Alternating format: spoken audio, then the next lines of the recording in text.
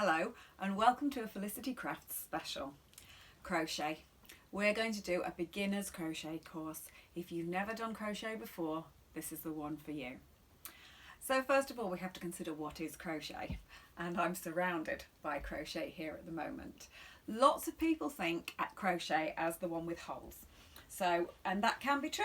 For instance, this kind of thing. So you have got a blanket here with lots and lots of holes.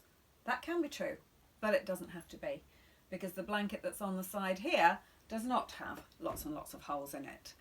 These things are also crochet here. You can make crocheted toys, no holes. You can make crocheted flowers, a whole bunch of crocheted flowers for your wedding or whatever. You can make crocheted hearts. You can make crocheted bunting. You can make all kinds of things from crochet. Blankets are the traditional thing and one of the things that people make the most. Shawls is another one, sometimes holey, sometimes not. But you can learn how to make all of these if you can learn how to make a granny square.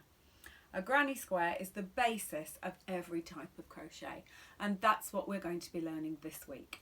By the end of this week, you will be able to produce this. This is a granny square with two colours. And when you've done a two-colour granny square and you've practiced that a lot, you will then be able to crochet more or less anything. So what do you need to crochet? First of all, I'm going to tell you what you don't need. So the difference between crochet and knitting is that knitting uses two needles. This is knitting, two needles. Crochet, one hook. Knitting has the whole thing on your needle. Crochet, even if you were at the very end of a whole blanket, would always go back to just one thing. You can see there's hardly any space on that hook there, and that's because you're always having a very small amount on there and everything hanging down at the bottom, which is very different to knitting if you are a knitter. It's actually slightly easier, I think, if you're not a knitter, but it's not impossible. I was already knitting before I did that as well. So all you need to crochet is a hook, but I realise that that is not as easy as it sounds. There are lots of hooks on the market. If you are buying one to start with, a size 4mm or 5mm is the best one for a beginner. It's kind of halfway. The only difference between this kind of thing and this kind of thing is that these are comfier on your hands. They are comfier on your hands. But if you want to give it a go, these cheaper ones, it doesn't matter. It doesn't matter about the length of it, it's just the comfort. If you have a different sized one that you've got from somewhere, give it a go. But 4 or 5 would be the best one. We need that, and we need 2 colours of wool for this course, because you do need to learn how to change colour. So you're going to need 2 colours of wool. Double knitting wool is the best one.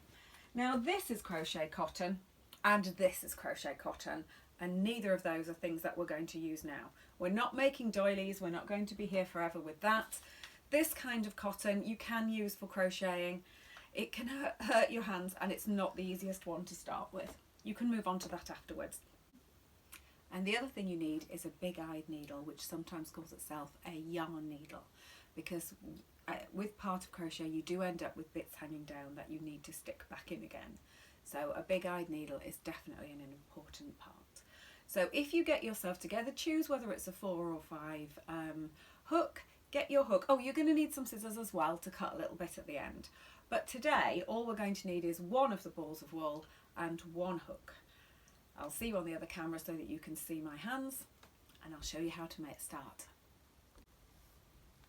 So all we need to get started is our hook, our yarn and our finger.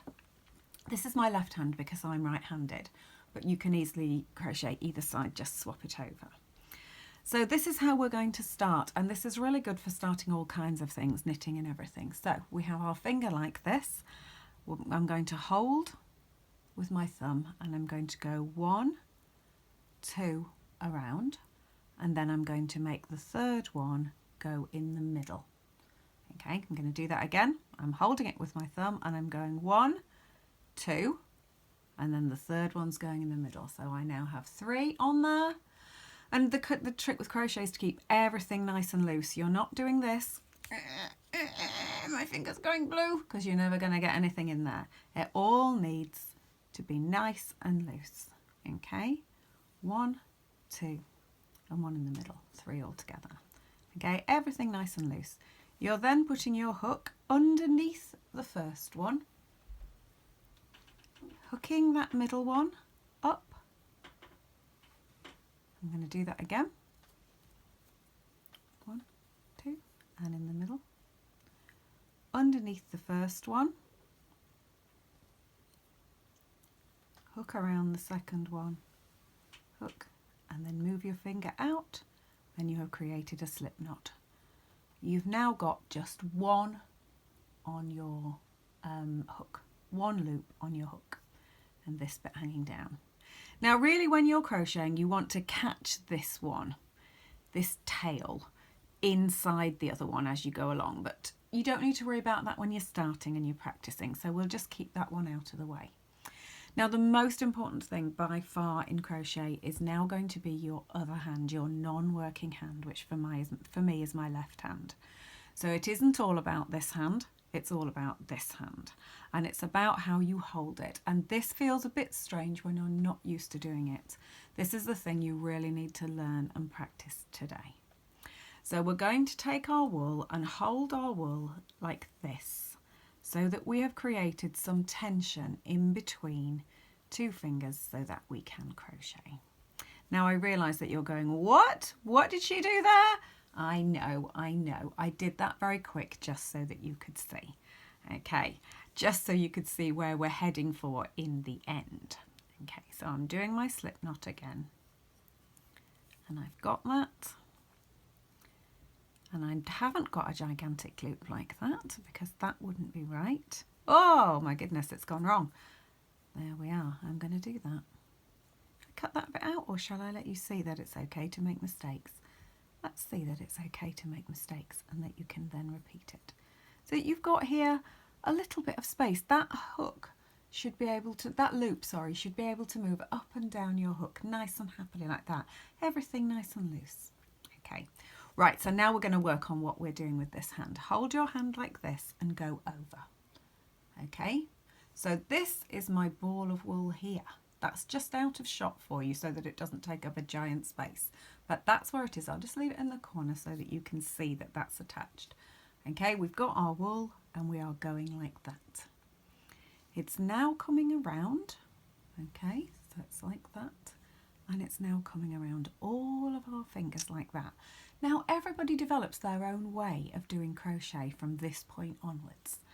You need to hold some tension now so that you've got some wool that's tight, like that one, and some that's loose so that it can pull around like that, pull quite happily. So the tight bit you will be working on and the loose bit will be pulling away from your yarn as you go on so that you can carry on.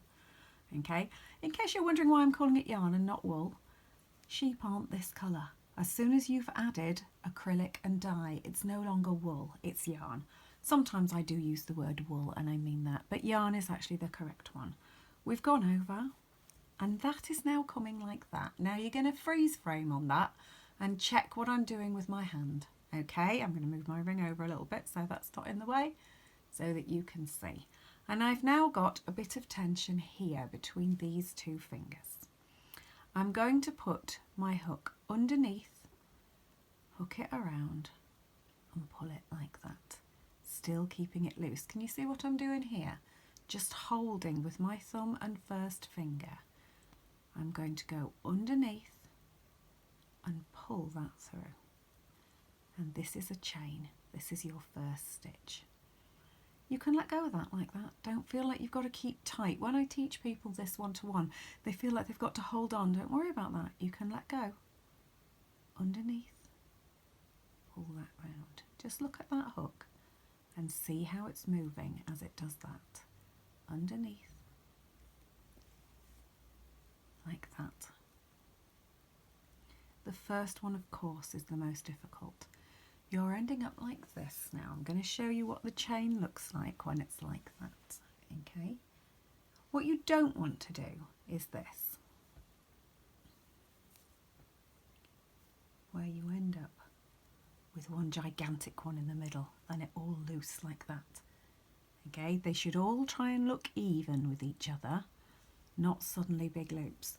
The best thing about crochet is that when you make a mistake, it's really easy to pull it back. Not like knitting where everything goes wrong.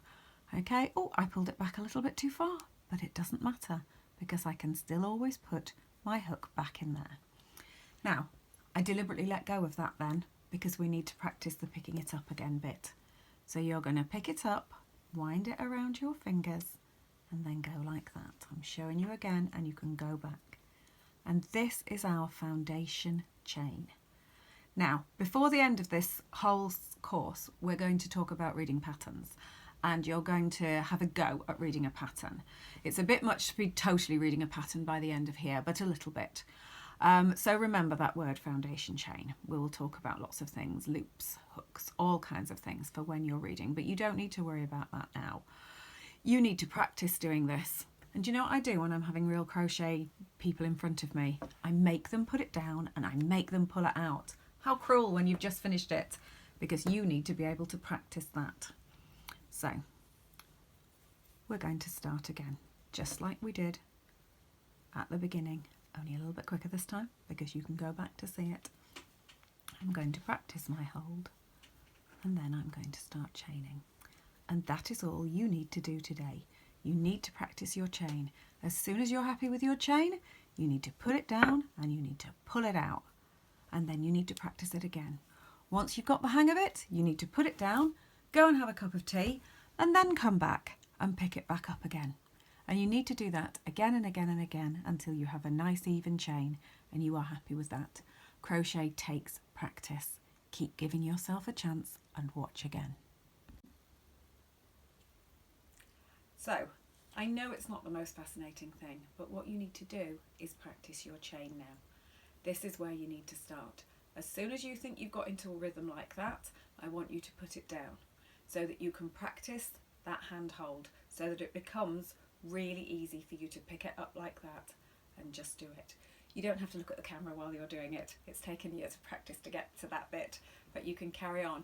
You're much better if you pull out all of your work and start again, just until you have got that really even tension.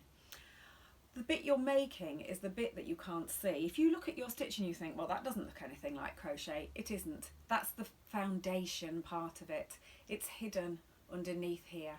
And tomorrow we'll get to the exciting bit. But you really need to practice that until you can pick it up, put it down, get that hold. That is the key thing, and really practice that. Make sure you're happy with that before you move on to the next one. Don't feel like you have to do it tomorrow. A whole week of doing that and getting really hang of it before you go on to the second episode. And I'll see you on the second episode where we'll start our granny square.